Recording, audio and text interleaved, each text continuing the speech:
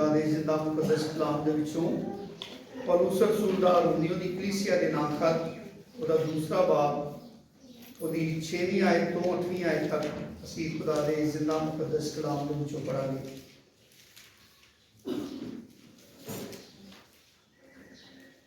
खुदा दे जिंदगी बख्श पाक कलाम च लिखा है, वो हर एक को उसके कामों के मुआफिक बदला देगा।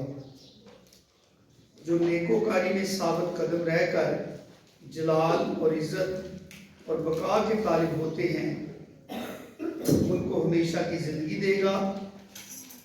मगर जो तफरका अंदाज और हक के ना मानने वाले बल्कि नाराज़गी के मानने वाले हैं, उन पर गज़ब और कहर होगा। खुदा दे जिंदा मुकद्दस कलाम दे पढ़े और सुने जानते खुदा की खास बरकत होए। मेरे अजीजों, खुदा का शुक्र और खुदा की तारीफ है अज दे इस खूबसूरत दिन लई, खुदा दे जिंदा कलाम लई जिहड़ा खुदा ने साडी तरक्की रहनुमाई साडी मदद लई खुदा ने रखा है। और खुदा का बंदा दाऊद कहता, तेरा कलाम मेरे कदमों के लिए चिराग और मेरी राह के लिए रोशनी है। असी खुदा दे जिंदा कलाम दे विचों खुदा यीशु मसीह के बारे च पढ़िया है कि वो हर एक को उसके कामों के मुआफिक बदला देगा। और बदले दियां असां दो किस्मां पढ़ियां ने। यीशु मसीह दो किस्म का बदला देगा। पहला जिक्र है जो नेकोकारी में साबित कदम रहकर जलाल और इज्जत और बका के तालिब होते हैं, उनको हमेशा की जिंदगी देगा। एक तरह का बदला है। और दूसरा बदला है, मगर जो तफरका अंदाज और हक के ना मानने वाले बल्कि नाराज़गी के मानने वाले हैं, उन पर गज़ब और कहर होगा। असी जिहड़ा इहदा पहला हिस्सा है उहदे बारे च अज असी खुदा दे जिंदा कलाम दे विचों सिखांगे कि जो नेकोकारी में साबित कदम रहकर जलाल और इज्जत और बका के तालिब होते हैं, उनको हमेशा की जिंदगी देगा। असी इहदे नाल पढ़ांगे पहला करंथियों उहदा 15वां बाब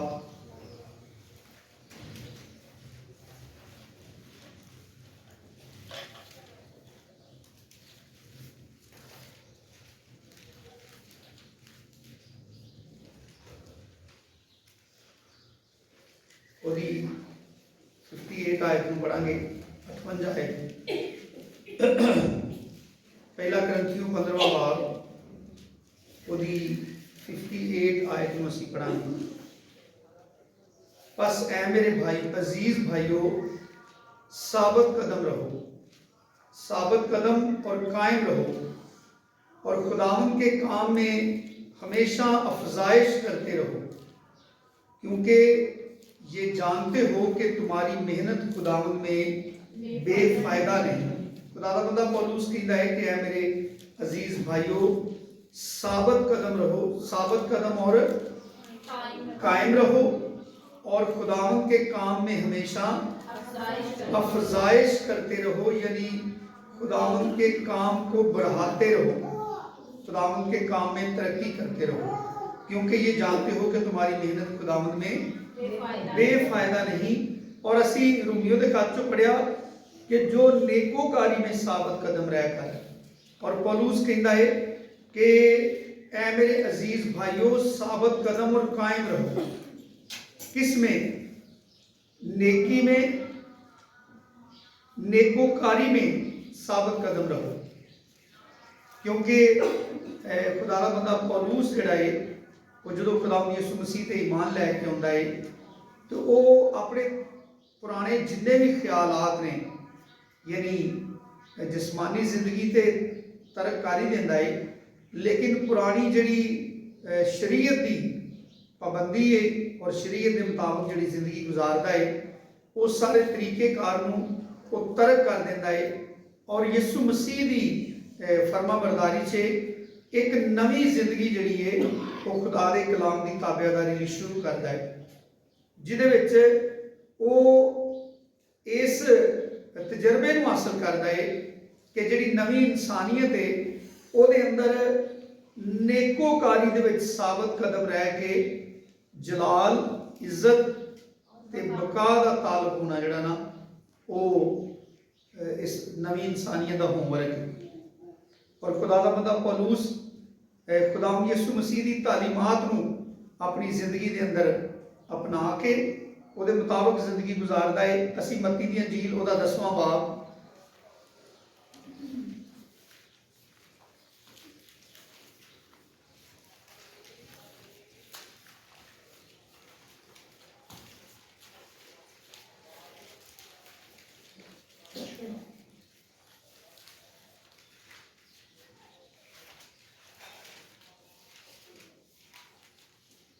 ਉਹਦੀ 16ਵੀਂ ਆਇਤ ਤੋਂ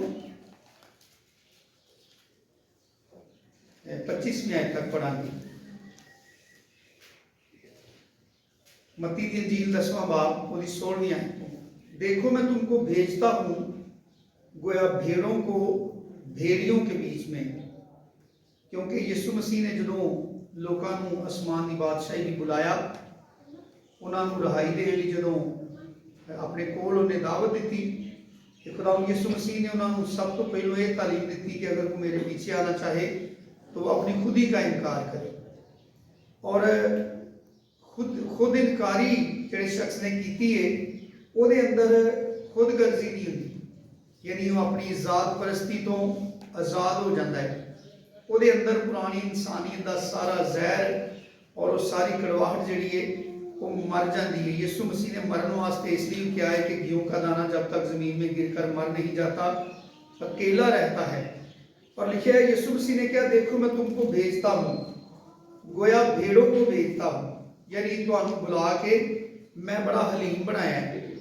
और भेड़ियों के बीच में बस सांपों की मानिंद होशियार और कबूतरों की मानिंद बेआजार बनो, मगर आदमियों से खबरदार रहो, क्योंकि वो तुमको अदालतों के हवाला करेंगे और अपने इबादत खानों में तुमको कोड़े मारेंगे, और तुम मेरे सबब से हाकिमों और बादशाहों के सामने हाजिर किए जाओगे, ताकि उनके और गैर कौमों के लिए गवाही हो।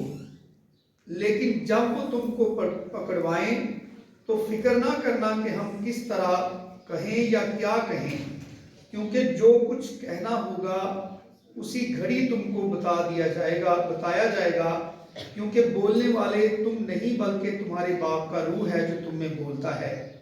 भाई को भाई कत्ल के लिए हवाला करेगा, और बेटे को बाप, और बेटे अपने माँ बाप के बरखिलाफ खड़े होकर उनको मरवा डालेंगे, और मेरे नाम के बायस से सब लोग तुमसे अदावत रखेंगे, मगर जो आखिर तक बर्दाश्त करेगा वही निजात पाएगा। लेकिन जब तुमको एक शहर में सिताएं तो दूसरे को भाग जाओ, क्योंकि मैं तुमसे सच कहता हूँ कि तुम इस्राएल के सब शहरों में ना फिर चुकोगे कि इब्ने आदम आ जाएगा। शागिर्द अपने उस्ताद से बड़ा नहीं होता, ना नौकर अपने मालिक से। शागिर्द के लिए ये काफ़ी है कि अपने उस्ताद की मानिंद हो, और नौकर के लिए ये कि अपने मालिक की मानिंद। जब उन्होंने घर के मालिक को बाल-ज़बूल कहा तो उसके घराने के लोगों को क्यों ना कहेंगे। मुकाशफा की किताब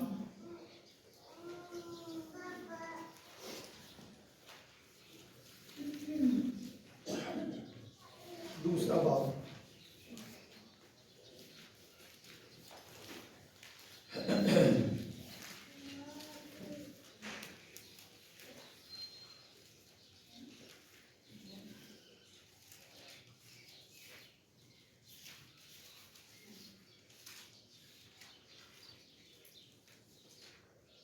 आठवीं आयत को, और स्मुरना की कलीसिया के फरिश्ता को ये लिख कि जो अव्वल व आखिर है और जो मर गया था और जिंदा हुआ, वो ये फरमाता है कि मैं तेरी मुसीबत और गरीबी को जानता हूँ, और जो अपने आप को यहूदी कहते हैं और हैं नहीं बल्कि शैतान की जमात के हैं, उनके लान तान को भी जानता हूँ। जो दुख तुझे सहने होंगे उनसे खौफ ना कर।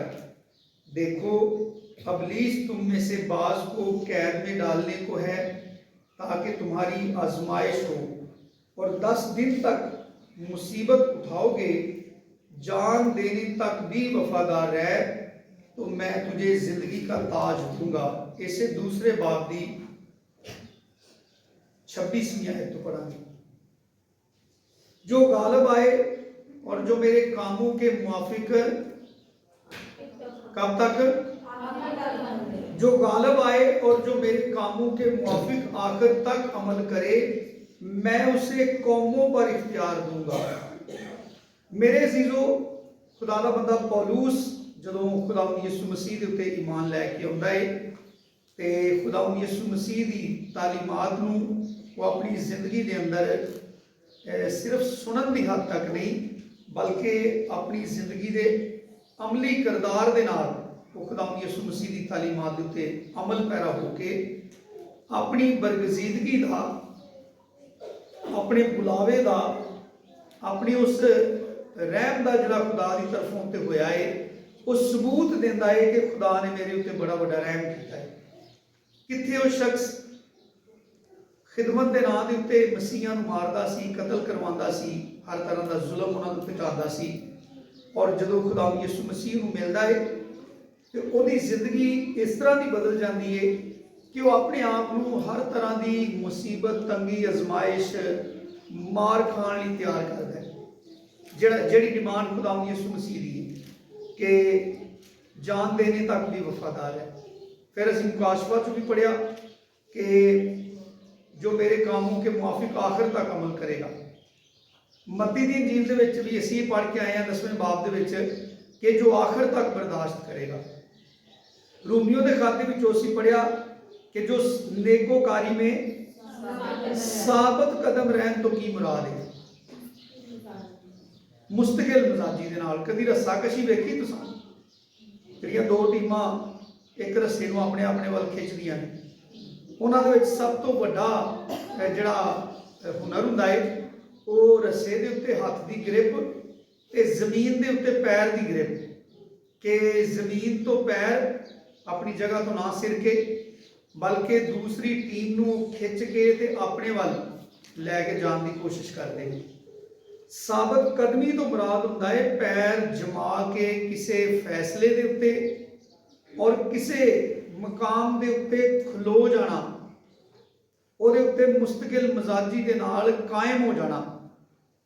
और जदों असीं इफसियों दे खत नूं पढ़ने आ ना, उहदे विच खुदा दा बंदा पौलुस कहंदा है कि यीशु मसीह ने 5 खिदमतां इनाम के तौर पर दित्तियां ने, और वो खिदमतां इस वास्ते कलीसिया के अंदर शुरू कीतियां ने ताकि खिदमत गुजारी का काम इसलिए किया जाए कि मुकद्दस लोग कामल बनन, खिदमत गुजारी का काम किया जाए और मसीह का बदन तरक्की पाए।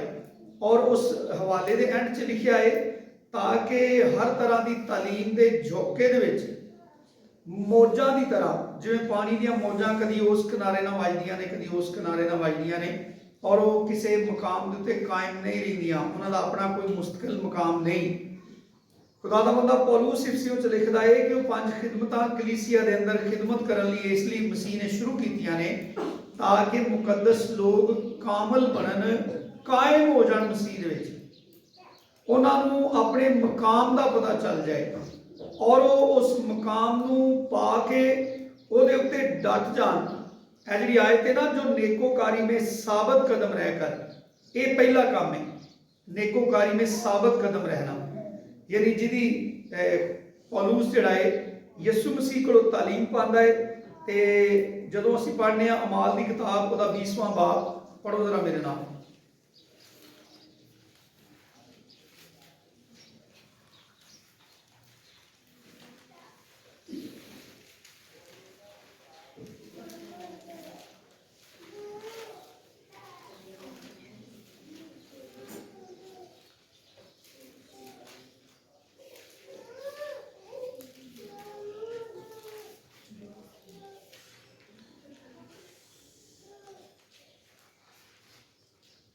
और 23वीं आयत तो पढ़ना शुरू करांगे।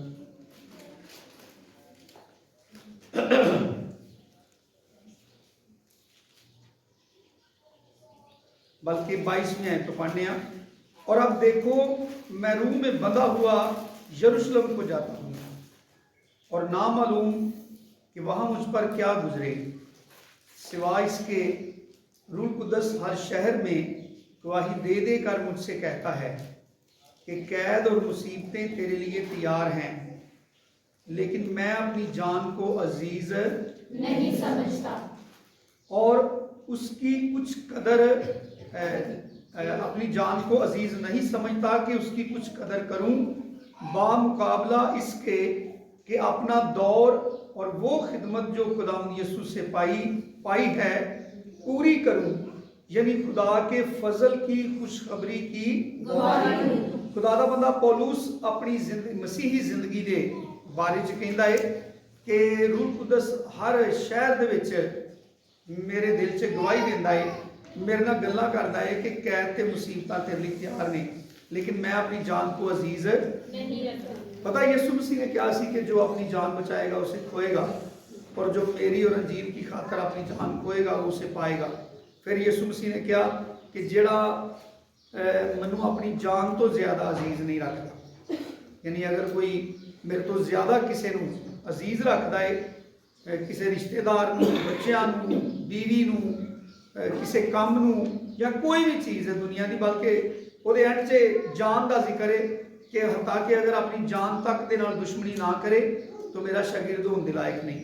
तो पौलुस उस तालीम नू अमली शक्ल च इस तरह पेश करता है कि मैं अपनी जान को अजीज नहीं समझता कि उसकी कुछ कदर करूं, बल्कि आंदा अपनी जान के मुकाबले च मैं अपना दौर ते खिदमत, यानी जेड़ा वक्त खुदा ने मैनू दिता है कि उस वक्त दे विच जिहड़ी खिदमत अपने पाक दे वसीले बख्शी है, मैं ਉਹਨੂੰ पूरी करन दे विच ज़्यादा तवज्जो देना, यानी मेरा फोकस जिहड़ा है उस काम के उत्ते वे जिहड़े काम लई खुदा यीशु मसीह ने मैनू बुलाया है। पहला करंथियों 4 बाब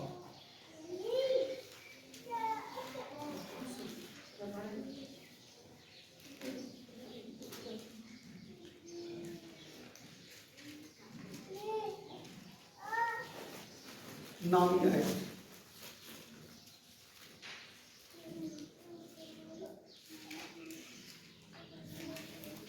मेरी दानिस्त में खुदा ने हम रसूलों को सबसे अदना ठहराकर उन लोगों की तरह पेश किया है जिनके कत्ल का हुक्म हो चुका हो, क्योंकि हम दुनिया और फरिश्तों और आदमियों के लिए एक तमाशा ठहरे। खुदा का बंदा पौलुस कहना मेरी दानिस्त में खुदा ने किनको? हम रसूलों को। ते खाली रसूलों की गल है, ये वो तमाम लोग ने जिन्हें रसूली ईमान पाया है। पतरस भी अपने खाचे सलाम करदिया कहता है जिन्होंने मसीह यीशु में हम जैसा ईमान पाया।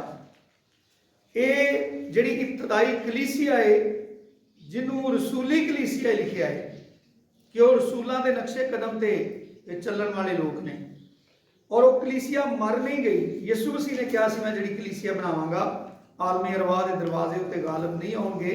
ते लिखा है मेरी दानिस्त में खुदा ने हम रसूलों को, यानी रसूली ईमान रखने वाले लोगों को दुनिया में सबसे अदना ठहराकर उन लोगों की तरह पेश किया है जिनके कत्ल का हुक्म हो चुका। यानी पौलुस अपनी फीलिंग पेश करता है कि मैं जो खुदा यीशु मसीह से जिंदगी गुजारना वा तो मैं अपने बारे च की सोचना वा, यानी अपनी जिहड़ी जात है, जिहड़ी अपनी जिंदगी है, अपनी जिहड़ी फीलिंग है, ਉਹਦੇ बारे च मेरे एहसासात की ने। ਇਹਦੇ ਨਾਲ ਅਸੀਂ 15ਵਾਂ ਬਾਬ ਪੜਾਂਗੇ ਪਹਿਲੇ ਕਰੰਥੀਆਂ ਦਾ।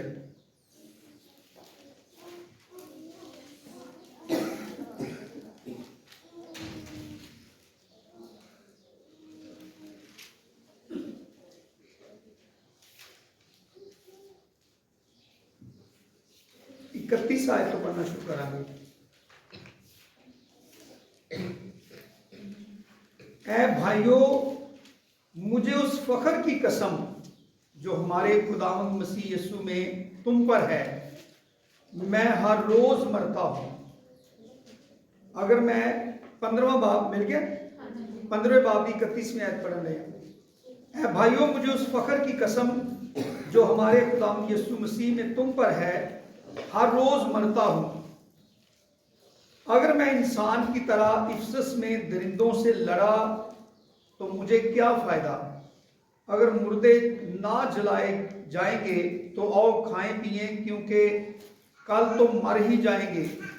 ये पौलुस अपनी मुसीबत हर रोज़ की ਉਹਦੀ ਜਿਹੜੀ ਮੁਸਲਸਲ ਕੋਸ਼ਿਸ਼ ਹੈ, ਜਿਹਦੇ ਵਿੱਚ ਉਹ ਹਮੇਸ਼ਾ ਹਰ ਵਕਤ ਖੁਦ ਇਨਕਾਰੀ ਦੀ ਹਾਲਤ ਦੇ ਵਿੱਚ ਜ਼ਿੰਦਗੀ ਗੁਜ਼ਾਰਦਾ ਹੈ।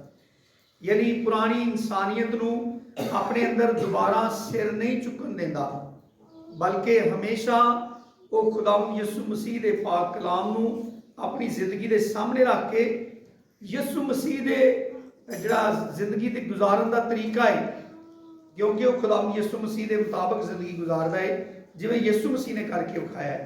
इस वास्ते कहता है कि तुम मेरी मानद बनो जैसा मैं मसीह की मानद बनता हूँ, जिवें यीशु मसीह ने करके विखाया है। दूसरा कुरिन्थियों 4 बाब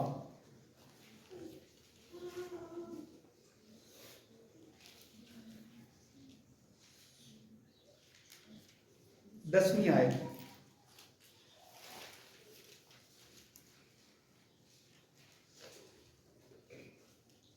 हम हर वक्त अपने बदन में यीशु मसीह की मौत लिए फिरते हैं, ताकि यीशु की ज़िंदगी भी हमारे बदन में ज़ाहिर हो।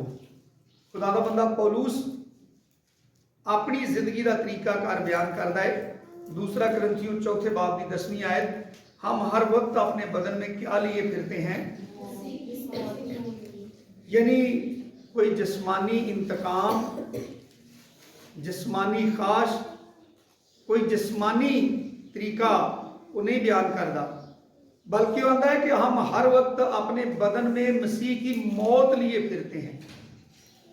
बल्कि वो कहता है कि असी ते अपने उत्ते मौत का यकीन कर चुके सां कि इस गल का असी मतलब इकरार कर चुके सां कि हुण जिंदा बाकी नहीं बचन लगे, क्योंकि पौलुस नूं संसार भी किया गया, यानी होर मुसीबतां जिहड़ियां उत्ते पईयां, जहाज़ टुटण की मुसीबत च पिया, जो समुद्र दे विच बड़ी बदतरीन मुसीबत दे विच उहने दिन गुजारे। लेकिन खुदा दा बंदा पौलुस अपनी जाती जिंदगी की जिहड़ी उहदी प्रैक्टिस है डेली दी, रोमियो दा खत उहदा 8वां बाब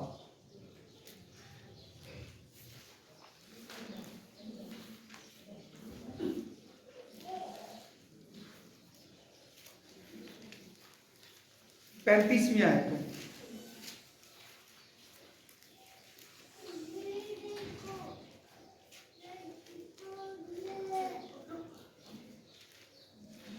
कौन हमको मसीह की मोहब्बत से जुदा करेगा, मुसीबत या तंगी या जुल्म या काल या नंगापन या खतरा या तलवार।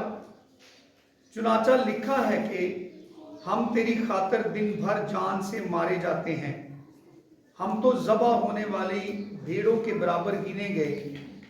मगर उन सब हालतों में उसके वसीला से जिसने हमसे मोहब्बत की, हमको फतह से भी बढ़कर गलबा हासिल होता है, क्योंकि मुझको यकीन है कि खुदा की जो मोहब्बत हमारे खुदावंद यीशु मसीह में है, उससे हमको ना मौत जुदा कर सकेगी, ना जिंदगी, ना फरिश्ते, ना हुकूमतें, ना हाल की, ना इस्तकबाल की चीज़ें, ना कुदरत, ना बुलंदी, ना पस्ती, ना कोई और मखलूक। ਇਹਦੇ अंदर खुदा दा बंदा पौलुस दुनिया की हर मनफी चीज़ ਨੂੰ चैलेंज करके कहता है कि कौन हमको मसीह की मोहब्बत से जुदा करेगा।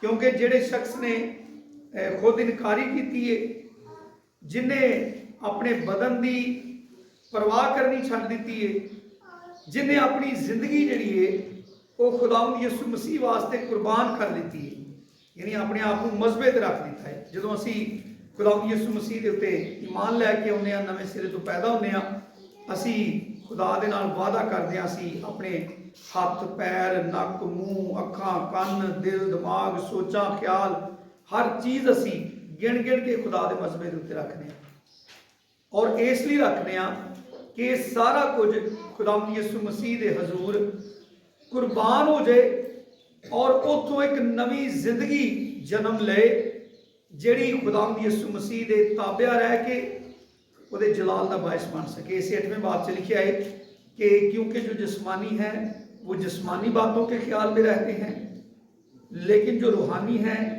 वो रूहानी बातों के ख्याल में रहते हैं। और जिस्मानी नीयत मौत है, मगर रूहानी नीयत जिंदगी और इत्मीनान है। इसलिए कि जिस्मानी नीयत खुदा की दुश्मनी है, क्योंकि ना तो खुदा की शरीयत के ताबिया है ना हो सकती है, और जो जिस्मानी है वो खुदा को खुश नहीं कर सकते। लेकिन तुम जिस्मानी नहीं बल्कि रूहानी हो, बशर्त ये कि खुदा का रूह तुम में बसा हुआ है, मगर जिसमें मसीह का रूह नहीं वो उसका नहीं। खुदा दा बंदा पौलुस कहता है कि जड़ा यानी जिस्मानी जिंदगी जड़ी है, जिस्मानी नीयत मौत है, मगर रूहानी जिंदगी इत्मीनान है, और रूहानी जिंदगी जड़ी है वो ही खुदा को खुश कर सकती। और इसे 8वें बाब च कहता है कि अगर जिसम असी कर्जदार तो है वहाँ मगर जिसम दे नहीं, क्योंकि वो कहता है कि अगर जिसम के मुताबिक जिंदगी गुजारोगे तो जरूर ही मरोगे, लेकिन अगर रूह से बदन के कामों को नेस्त तो नाबूद करोगे। ये जड़ा असी रूमियों के 2 बाब में पढ़िया कि जो नेकोकारी में साबित कदम रहकर, और ये जड़ी आयत है कि अगर रूह से बदन के कामों को नेस्त तो नाबूद करोगे, एक किन्ने वक्त की प्रैक्टिस है?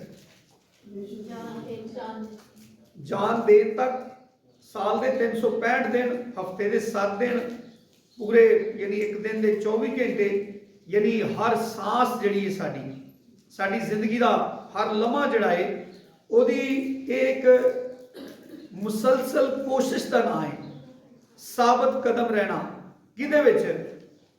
नेकोकारी च साबित कदम रहना, क्योंकि अबलीस जड़ा है वो हमेशा तो ही इंसान नूं उहदे मकाम तो गिराना चाहता है, हमेशा तो ही इंसान नूं उहदे मदार तो हटाना चाहता है। यानी यीशु मसीह साडी जिंदगियां दा मरकज है, मदार है साडा, जिहदे इर्द गिर्द साडी जिंदगी घूमदी है, और अबलीस चाहता है कि असीं अपने मदार दे विचों निकल जाइए। लेकिन खुदा दा बंदा पौलुस कहता है कि फिर पढ़ने 2 बाब में जिहड़ा असीं पहला हवाला पढ़िया, रूमियो 2 बाब ओदी 6वीं आयत, कि वो हर एक को उसके कामों के मुआफिक बदला देगा। हर एक को कामों के मुआफिक बदला देगा।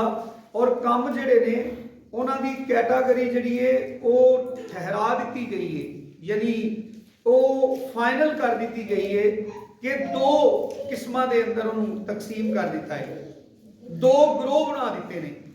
उहदे विच तीसरा कोई ऑप्शन नहीं, यानी तीसरी कोई उहदे अंदर कोई गुंजाइश नहीं, कोई सिलेक्शन नहीं रह गई, बल्कि 2 ग्रोहां दे चिन्ह तकसीम कर दिता है कम्मां नूं। एक वो लोकी जो नेकोकारी में साबित कदम रहकर जलाल और इज्जत और बका के तालिब होते हैं। दूसरी कैटेगरी जो तफरका अंदाज और हक के ना मानने वाले बल्कि नाराजगी के मानने वाले हैं। यानी 2 ही कैटागरियां ने, 2 ही ग्रुप ने, जिन्हां दे विचों एक दे बारे च असीं पढ़िया है, जिहदे मुताबक यानी जिहदे मुतलक असीं खुदावंद यीशु मसीह की तालीमात नूं भी पढ़िया है। मत्ती दी अंजील दे विचों, मुकाशवा दी अंजील चों खुदावंद यीशु मसीह की तकरीबन सारी तालीमात जिहड़ी है ਉਹਦਾ फोकस यही है कि इंसान अपनी जिहड़ी पुरानी इंसानियत है, ਉਹਦੀ ਜਿਹੜੀ फितरत है, ਉਹਦੀ ਜਿਹੜੀ ਖਾਸ਼ है, ਉਹ ਜਦੋਂ ਯਿਸੂ ਮਸੀਹ ਦੇ ਖੂਨ ਦੇ ਵਸੀਲੇ ਦੇ ਨਾਲ ਨਵੇਂ ਸਿਰੇ ਤੋਂ ਪੈਦਾ ਹੁੰਦਾ ਹੈ, ਜਦੋਂ ਗੁਨਾਹ ਤੋਂ ਛੁਟਕਾਰਾ ਪਾਉਂਦਾ ਹੈ, ਤੇ इंसान दोबारा ਉਹਨੂੰ अपनी जिंदगी के अंदर जगह ना दे, रस्ता ना दे ਉਹਨੂੰ, बल्कि वो डट जाए, यानी साबित कदमी तो मरा दे कि वो कायम हो जाए, अपने पैर जमा ले, और हवा दे नाल जिवें कख या सुके तीले जिहड़े ने वो पानी के उत्ते तैरते फिरते हैं, कदी उस कंढे ना कदी उस कंढे ना, उन्हां दा अपना जाती कोई मकाम नहीं हुंदा। और अगे खुदा दा बंदा जिहड़ा यहूदा है या पतरस दे खत लिखिया है कि जिहड़े फरिश्तियां ने भी अपने मकाम नूं कायम नहीं रखिया, खुदा ने उन्होंने हमेशा की कैद दे विच रखिया है, अंधेरी तारीख गारां दे अंदर उन्होंने रखिया है। और उन्हों का सब तो बड़ा नुक्स है ਕਿ ਖੁਦਾ ਨੇ ਉਹਨਾਂ ਨੂੰ ਬੜਾ ਇੱਜ਼ਤ ਦਾ ਮਕਾਮ ਦਿੱਤਾ ਸੀ, ਲੇਕਿਨ ਉਹਨਾਂ ਨੇ ਉਹਨੂੰ ਕਾਇਮ ਨਹੀਂ ਰੱਖਿਆ। ਖੁਦਾ ਦਾ ਕਲਾਮ ਸਾਨੂੰ ਇਹ ਸਿਖਾਉਂਦਾ ਹੈ ਕਿ ਖੁਦਾਵੰਦ ਯਿਸੂ ਮਸੀਹ ਬੜੀ ਜਲਦ ਆਉਣ ਵਾਲਾ ਹੈ ਔਰ ਉਹ ਦੁਨੀਆ ਦਾ ਇਨਸਾਫ ਕਰਨ ਵਾਲਾ ਹੈ, ਔਰ ਉਹ ਇਨਸਾਫ ਜਿਹੜਾ ਹੈ ਉਹਦਾ ਤਕਾਜ਼ਾ ਹੈ ਵੀ ਕਿ ਉਹ ਹਰ ਇੱਕ ਨੂੰ ਉਹਦੇ ਕੰਮਾਂ ਦੇ ਮੁਆਫਕ ਬਦਲਾ ਦੇਗਾ। ਔਰ ਬਦਲਾ ਜਿਹੜਾ ਹੈ ਉਹ ਦੋ ਕਿਸਮ ਦਾ ਹੈ, ਜਿਹਦੇ ਵਿੱਚੋਂ ਪਹਿਲੀ ਕਿਸਮ ਅੱਜ ਅਸਾਂ ਖੁਦਾ ਦੇ ਕਲਾਮ ਚੋਂ ਪੜ੍ਹੀਏ ਕਿ ਜਿਹੜੇ ਅੱਛਾ ਮਕਾਮ ਹਾਸਲ ਕਰਨਾ ਚਾਹੁੰਦੇ ਨੇ, ਹਮੇਸ਼ਾ ਦੀ ਜ਼ਿੰਦਗੀ ਪਾਉਣਾ ਚਾਹੁੰਦੇ ਨੇ, ਉਹਨਾਂ ਦਾ ਹੋਮਵਰਕ ਇਹ ਵੇ ਕਿ ਉਹ ਨੇਕੋਕਾਰੀ 'ਚ ਸਾਬਤ ਕਦਮ ਰਹਿ ਕੇ, ਨੇਕੋਕਾਰੀ 'ਚ ਹੀ ਪੈਰ ਜਮਾ ਕੇ ਇੱਜ਼ਤ, ਜਲਾਲ ਤੇ ਬਕਾ ਦੇ ਤਾਲਬ ਹੋਣ। ਨੇਕੋਕਾਰੀ 'ਚੋਂ ਆਪਣਾ ਪੈਰ ਨਾ ਹਿਲਾਣ, ਆਪਣੀ ਮਰਜ਼ੀ ਦਾ ਕੋਈ ਕਾਇਦਾ ਜਿਹੜਾ ਹੈ ਉਹ ਆਪਣੇ ਕੋਲੋਂ ਆਜ਼ਾਦ ਨਾ ਕਰ ਲੈਣ, ਆਪਣੇ ਕੋਲੋਂ ਖੁਦਾ ਦੇ ਕਲਾਮ ਦੀ ਤਾਲੀਮ ਦੇ ਵਿੱਚ ਕੋਈ ਨਵੀਆਂ ਰਾਹਾਂ ਨਾ ਕੱਢ ਲੈਣ, ਬਲਕਿ ਖੁਦਾ ਦੇ ਕਲਾਮ ਦੇ ਉੱਤੇ, ਯਿਸੂ ਮਸੀਹ ਦੀ ਤਾਲੀਮਾਤ ਦੇ ਉੱਤੇ ਸਾਬਤ ਕਦਮ ਰਹਿ ਕੇ ਇਹਦੇ ਅੰਦਰ ਹੀ तमाम ਚੀਜ਼ਾਂ ਦੀ ਤਲਾਸ਼ ਕਰਨ ਤੇ ਯਿਸੂ ਮਸੀਹ ਉਹਨਾਂ ਨੂੰ ਹਮੇਸ਼ਾ ਦੀ ਜ਼ਿੰਦਗੀ ਦੇਗਾ। ਖੁਦਾ ਯਿਸੂ ਮਸੀਹ ਮੈਨੂੰ ਤੁਹਾਨੂੰ ਸਾਰਿਆਂ ਨੂੰ ਬੜੀ ਕਸਰਤ ਦੇ ਨਾਲ ਬਰਕਤ ਦੇ। ਆਮੀਨ। ਆਓ ਅਸੀਂ ਦੁਆ ਕਰੀਏ।